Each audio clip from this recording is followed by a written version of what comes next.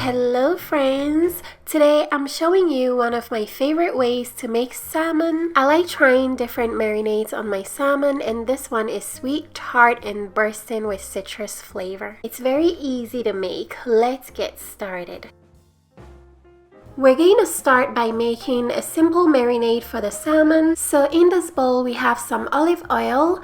Into that we're going to add some melted butter, some honey, brown sugar, apple cider vinegar, Dijon mustard, onion powder, ginger powder, freshly minced garlic, red pepper flakes. We're going to add the zest and juice of one whole orange. The orange will add a fresh citrus flavor to the salmon.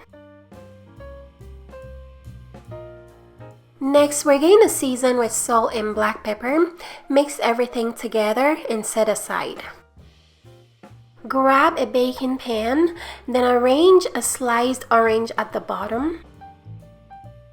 Sprinkle some dried rosemary all over the sliced orange. Rosemary and orange are such a great combination, and this whole arrangement is going to be a bed of flavor for the salmon to sit on.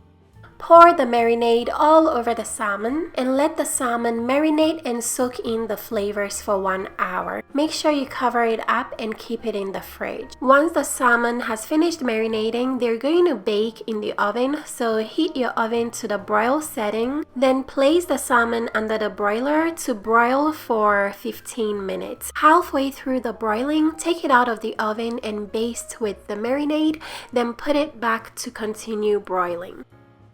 Here they are when they're done baking. These are gonna come out with amazing flavor. The marinade is so flavorful, it gives the salmon so much flavor. The salmon is very juicy, tender, and bursting with citrus flavor. This salmon recipe pairs really well with sauteed rice. You can also add some roasted broccoli on the side as well. I didn't have any broccoli.